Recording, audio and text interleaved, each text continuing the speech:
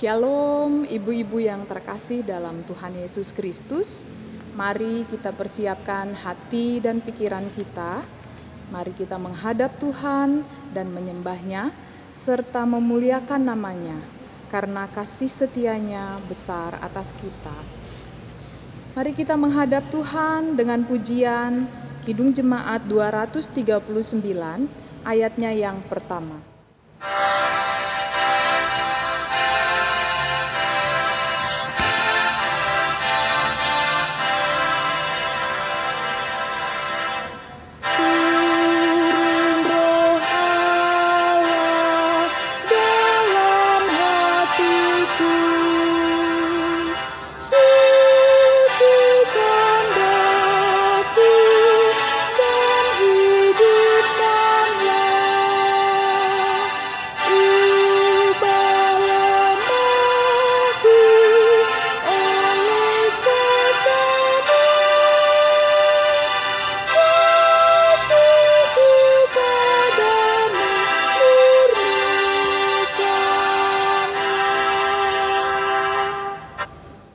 Ibu-ibu terkasih, kita siapkan dan buka Alkitab kita.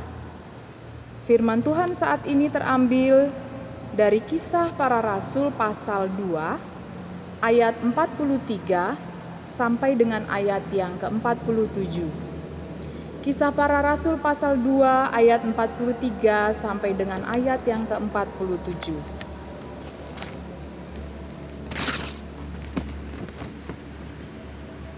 Jika sudah mendapatkannya, biarkan Alkitab kita terbuka dan kita berdoa memohon tuntunan Roh Kudus. Mari kita berdoa. Kami datang kepadamu ya Tuhan, mengucap syukur atas kasih dan pertolongan Tuhan dalam kehidupan kami. Saat ini kami memulai ibadah kami, biarlah Roh Kudus-Mu hadir bersama dengan kami ya Tuhan, dan firman yang akan kami baca dan kami renungkan bersama, biarlah itu boleh menjadi kekuatan bagi kami untuk kami menjalani kehidupan kami, dan nama Tuhan boleh kami muliakan. Berfirmanlah Tuhan dan berkati ibadah kami, hanya di dalam nama Tuhan kami Yesus Kristus kami telah berdoa.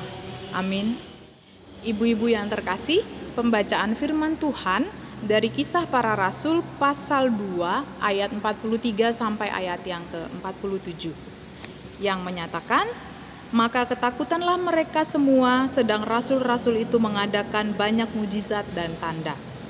Dan semua orang yang telah menjadi percaya tetap bersatu, dan segala kepunyaan mereka adalah kepunyaan bersama, dan selalu ada dari mereka yang menjual harta miliknya, lalu membagi-bagikannya kepada semua orang sesuai dengan keperluan masing-masing. Dengan bertekun dan dengan sehati mereka berkumpul tiap-tiap hari dalam bait Allah. Mereka memecahkan roti di rumah masing-masing secara bergilir dan makan bersama-sama dengan gembira dan dengan tulus hati, sambil memuji Allah, dan mereka disukai semua orang. Dan tiap-tiap hari Tuhan menambah jumlah mereka dengan orang yang diselamatkan. Demikian pembacaan Alkitab. Berbahagialah semua orang yang mendengar firman Tuhan dan melakukannya. Terpujilah Tuhan Yesus. Haleluya. Haleluya. Haleluya. Haleluya. Ibu-ibu yang terkasih, pembacaan firman Tuhan tadi yang sudah kita baca terambil dari Kisah Para Rasul pasal 2 ayat 43 sampai dengan ayat yang ke-47. Menurut Sabda Bina Umat, tema dari firman yang akan kita renungkan pada saat ini, temanya adalah persekutuan yang saling peduli. Firman Tuhan saat ini dalam ayat yang ke-43 sampai 47 adalah merupakan lanjutan dari ayat 41 dan ayat 42, di mana perikop dari bacaan kita adalah cara hidup jemaat yang pertama. Apa yang dimaksud dengan jemaat yang pertama di sini? Banyak dari kita mungkin kita bisa mengartikan kata pertama adalah awal atau permulaan, bisa juga awal permulaan atau yang baru terbentuk. Banyak versi yang bisa kita artikan dari kata pertama. Dan jemaat, kita bisa tahu jemaat adalah persekutuan dari orang-orang percaya. Jadi jemaat yang pertama adalah orang-orang percaya yang saat itu terbentuk setelah Yesus naik ke surga. Kalau kita membaca dari Kisah Para Rasul, kita bisa menyimpulkan bahwa dalam Kitab Para Rasul ini merupakan salah satu kitab yang menceritakan tentang kehidupan Yesus sampai pada kematian hingga kebangkitannya dan naik ke surga. Gitu ya. Di dalam Kitab Para Rasul ini juga memberikan informasi mengenai permulaan dari gereja perdana atau persekutuan orang-orang percaya yang ada saat itu setelah Yesus tidak ada bersama-sama lagi dengan mereka karena Yesus sudah naik ke surga. Jadi kitab ini menceritakan tentang kehidupan orang-orang percaya yang pertama kali bersekutu tanpa ada Yesus saat itu, kehadiran Yesus secara fisik karena Yesus sudah naik ke surga. Nah, runtutan kisah setelah Yesus terangkat ke surga. Setelah Yesus terangkat ke surga lalu tiba pada peristiwa Pentakosta. Nah, dalam peristiwa Pentakosta itu banyak hal yang terjadi dan orang-orang yang percaya saat itu berkumpul bersama-sama menyaksikan bagaimana mujizat-mujizat terjadi saat itu. Dan dalam peristiwa itu juga Petrus menyampaikan khotbahnya kepada orang-orang yang hadir pada saat itu, menyampaikan khotbah, menyampaikan firman Allah dan menyampaikan bahwa mujizat yang terjadi itu benar karya Allah, gitu ya. Sehingga orang-orang yang ada saat itu akhirnya benar-benar mau memberikan dirinya untuk dibaptis. Itu ada pada ayat 41, bahwa orang-orang menerima perkataan dan memberi diri untuk dibaptis pada saat itu juga. Jadi dari ayat 41 itu kita mengetahui bahwa orang-orang yang ada saat itu mau memberikan diri untuk dibaptis, berarti mereka mengakui kematian dan kebangkitan Tuhan Yesus, dan mereka mengakui bahwa Tuhan Yesus adalah juru selamat mereka. Lanjut ke ayat yang ke-42, di mana mereka bersekutu dalam ajaran Rasul, bersekutu dan memecahkan roti dan berdoa. Ibu-ibu yang terkasih dalam Tuhan Yesus, kita masuk ke dalam ayat yang ke-43. Pembacaan firman Tuhan kita dimulai dari ayat 43. Kalau kita baca langsung dari ayat 43 saja, kita agak sulit untuk memahami karena ayat itu penggalan dari ayat sebelumnya. Jadi setelah kita mengetahui di ayat 41 bahwa orang-orang menyerahkan diri untuk dibaptis, memberikan dirinya untuk dibaptis dan percaya kepada Yesus, kemudian di ayat 42 mereka bertekun dalam pengajaran-pengajaran yang diajarkan oleh rasul-rasul, kita masuk ke ayat 43. Di pembacaan kita hari ini, maka ketakutanlah mereka semua, sedang rasul-rasul itu mengadakan banyak mujizat dan tanda. Ketakutannya dalam hal ini bukan berarti mereka takut lalu pergi seperti orang ketakutan yang arti sesungguhnya, tapi bagaimana mereka merasa takut dan takjub, mereka merasakan bahwa mujizat-mujizat yang terjadi itu benar adanya, dan mereka menjadi semakin yakin bahwa Tuhan Yesus adalah Tuhan dan Allah mereka yang hidup. Masuk ke dalam ayat 44, ini mulai masuk dalam inti dari tema renungan kita pada sore hari ini, persekutuan yang saling peduli. Di ayat 44 dikatakan, dan semua orang yang telah menjadi percaya tetap bersatu, dan segala kepunyaan mereka adalah kepunyaan bersama. Bersatu dan segala kepunyaan mereka adalah kepunyaan bersama. Ideal banget kalau kita mau memberlakukan itu dalam hidup kita, kayaknya tidak mudah ya, bahwa apa yang menjadi punya saya adalah punya kita semua. Tapi Alkitab mengajarkan itu kepada kita. Kita lanjut dulu ke ayat 45. Dan selalu ada dari mereka yang menjual harta miliknya, lalu membagi-bagikannya kepada semua orang sesuai dengan keperluan masing-masing. Ya, di ayat ini, ayat 44 dan ayat 45 ini dengan jelas menyampaikan bagaimana mereka hidup saling peduli dan berbagi. Ya, mereka hidup saling peduli dan berbagi karena di ayat 44 bahkan dikatakan mereka menjual harta miliknya lalu dibagikan.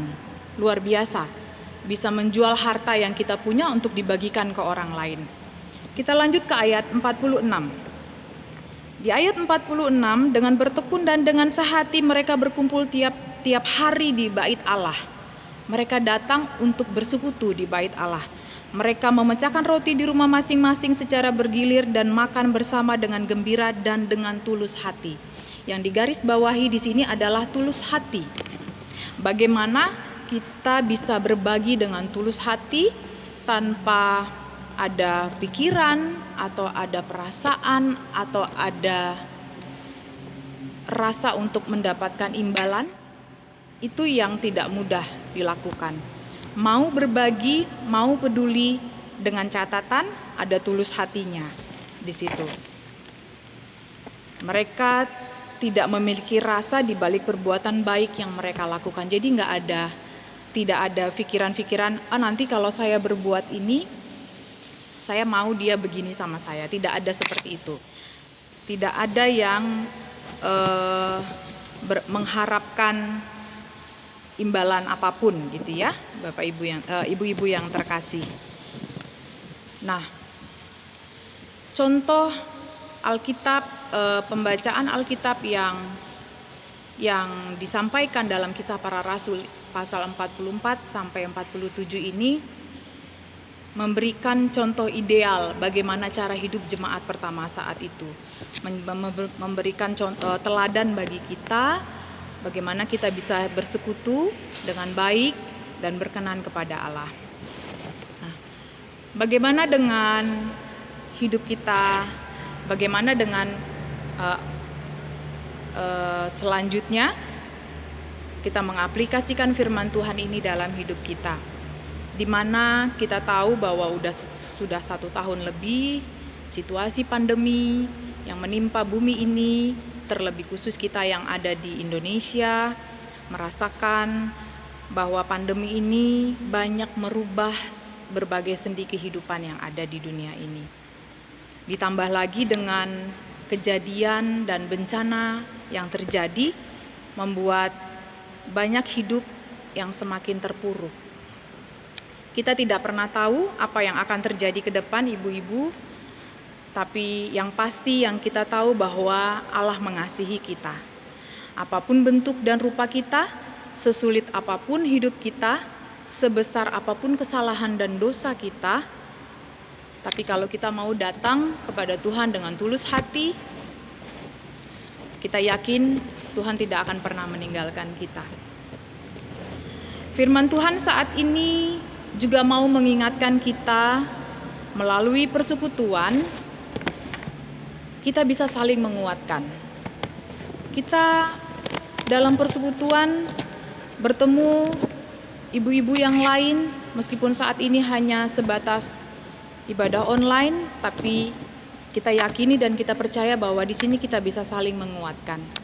Firman Tuhan yang disampaikan tidak berlalu begitu saja, tapi bisa kita pakai, bisa kita renungkan bahwa apa yang Tuhan sampaikan benar adanya, dan kita mau membuka hati kita untuk hidup bersama dengan Tuhan. Melalui persekutuan kita bisa saling berbagi.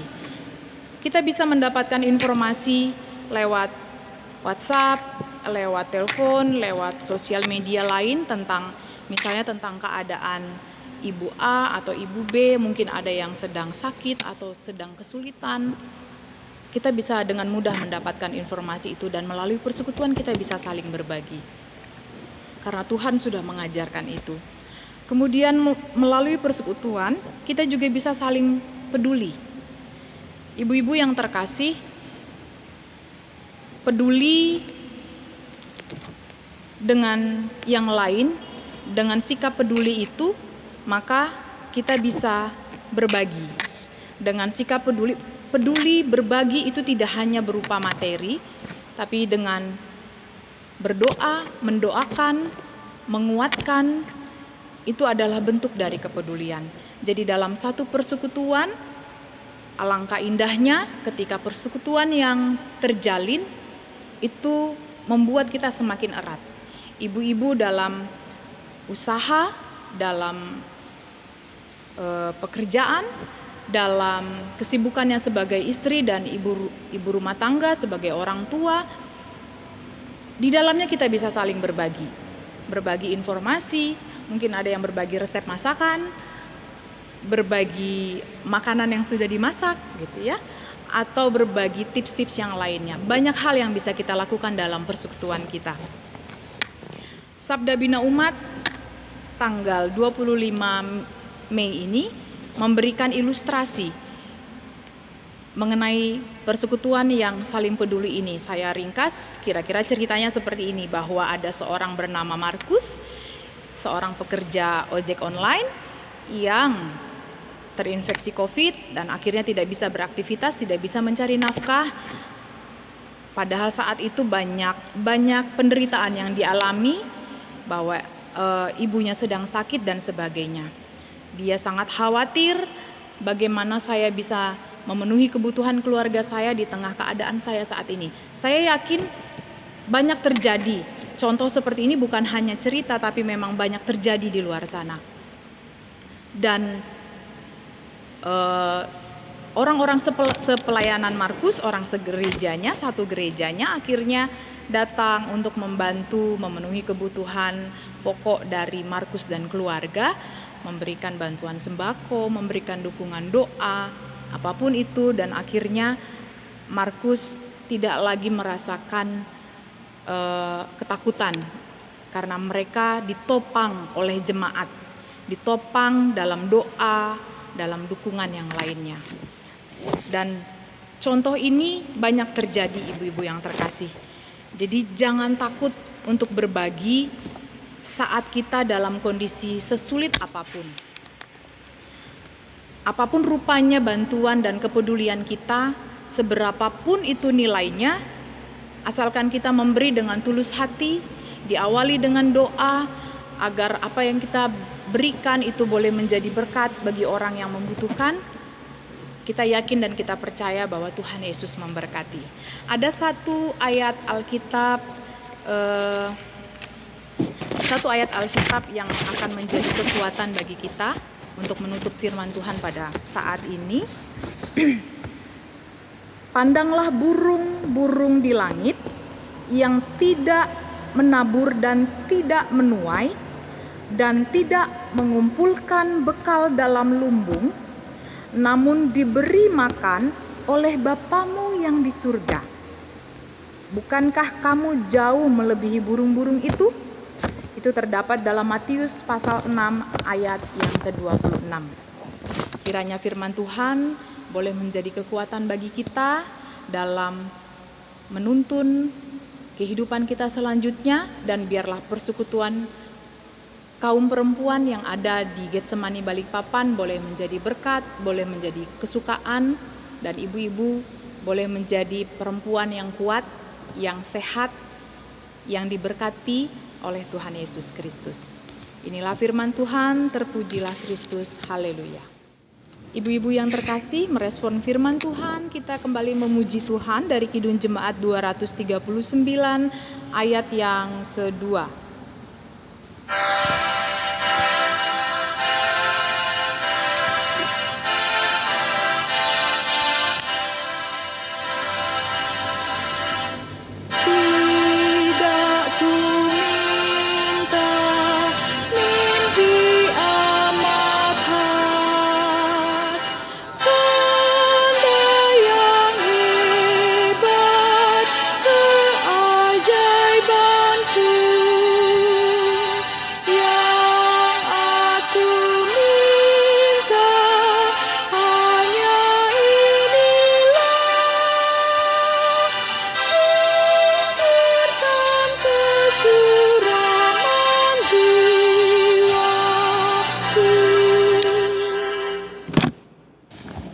Ibu-ibu, kita masuk dalam doa syafaat. Mari kita berdoa.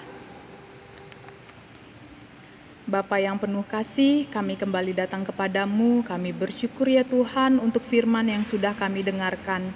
Tuhan Yesus yang baik, biarlah Tuhan yang firman yang boleh kami dengarkan boleh menjadi kekuatan kami dalam kami menjalani kehidupan kami. Kami sebagai persekutuan kaum perempuan boleh menjadi ibu-ibu yang kuat, ibu-ibu yang sehat, ibu-ibu yang diberkati dan menjadi berkat bagi keluarga kami, bagi lingkungan kami, dan bagi gereja kami. Ya Tuhan, pada doa syafaat kami pada saat ini kami berdoa untuk gereja Tuhan, Getsemani Balikpapan. Biarlah gereja kami boleh menjadi gereja yang kuat, yang mengandalkan Tuhan, gereja yang penuh dengan ucapan syukur atas Tuhan, dan pelayan-pelayan Tuhan yang ada di dalamnya boleh melayani Tuhan dengan tulus hati, agar nama Tuhan boleh dimuliakan. Buat pendeta, buat majelis jemaat, buat karyawan kantor gereja, dan buat kami semua jemaat-Mu yang ada di tempat ini, biarlah Tuhan selalu menolong, memberikan kami hikmat dan kekuatan dan kesehatan. Ya Tuhan Yesus yang baik, saat ini kami berdoa buat persekutuan kaum perempuan gereja Getsemani Balikpapan, yang di dalamnya kami adalah ibu-ibu yang menjadi pengurus, yang menjadi pelayan Tuhan, dan ibu-ibu yang di dalamnya menjadi orang tua, pekerja, ibu rumah tangga, usaha. Biarlah Tuhan yang menolong dan memberkati kami semua. Apapun yang kami lakukan, biarlah itu kami lakukan hanya di dalam nama Tuhan kami Yesus Kristus. Kami yakin dan percaya bahwa kami boleh dimampukan, apapun peran kami ya Tuhan, kami boleh dimampukan untuk menjalankan semuanya itu dengan baik. Tuhan Yesus yang baik, kami berdoa buat pemerintah bangsa dan negara kami.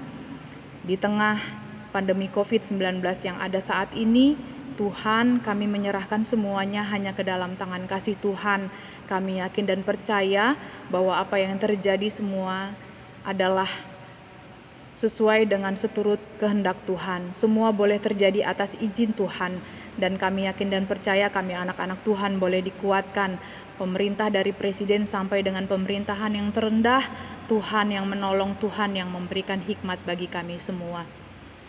Kami berdoa buat orang-orang sakit, biarlah Tuhan juga yang memberikan kekuatan, Tuhan memberikan kemampuan, Tuhan memberikan sukacita atas apa yang boleh mereka alami, sehingga nama Tuhan juga boleh dimuliakan.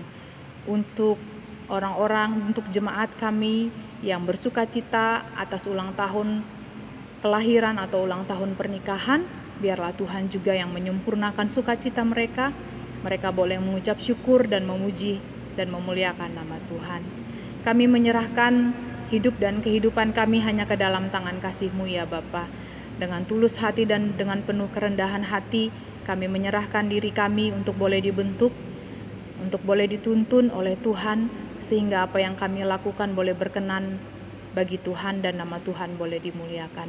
Ini doa kami ya Bapa, ini ungkapan syukur kami yang kami naikkan hanya ke dalam nama Tuhan Yesus Kristus yang telah mengajar kami berdoa. Bapa kami yang di surga, dikuduskanlah nama-Mu, datanglah kerajaan-Mu, jadilah kehendak-Mu di bumi seperti di surga.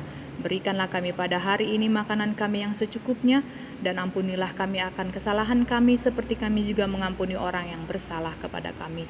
Janganlah membawa kami ke dalam pencobaan, tetapi lepaskanlah kami daripada yang jahat, karena Engkau yang punya kerajaan dan kuasa dan kemuliaan sampai selama-lamanya.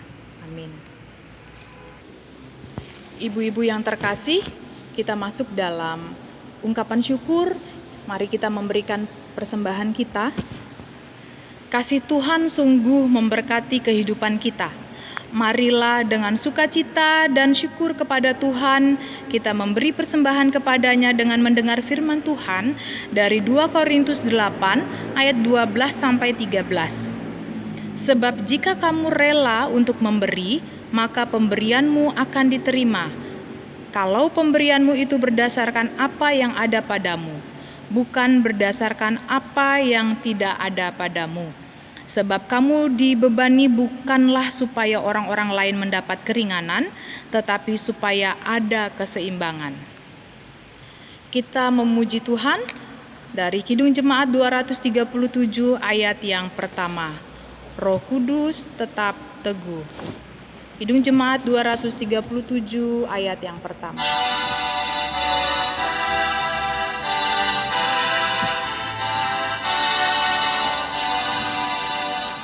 Roh Kudus tetap teguh, Kau menolong umat-Mu. Tuntun kami yang lemah lewat gurun dunia. Jiwa yang letih lesu mendengar panggilan-Mu. Hai musafir, ikutlah ke negeri sejahtera. Ibu-ibu terkasih, mari kita mendoakan persembahan kita dan kita menutup ibadah kita pada sore hari ini. Bapa penuh kasih, kami bersyukur dan berterima kasih ya Tuhan untuk ibadah yang boleh selesai kami laksanakan pada saat ini. Ya Tuhan, dengan segala kekurangan dan kelemahan hamba-Mu, biarlah Tuhan yang memperlengkapi, biarlah firman yang boleh kami sampaikan itu boleh menjadi kekuatan bagi kami. Dan persembahan yang boleh kami berikan ya Tuhan, itu boleh menjadi kekuatan bagi jemaat ini, boleh menjadi kekuatan menuntun, boleh menjadi berkat untuk kami dalam melayani Tuhan. Ini doa kami ya Tuhan, kami menyerahkan hidup kami hanya ke dalam tangan kasih Tuhan.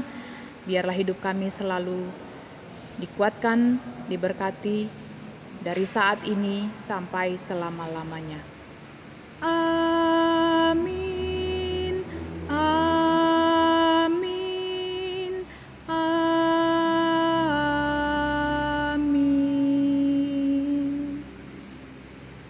Ibadah selesai, Tuhan Yesus memberkati.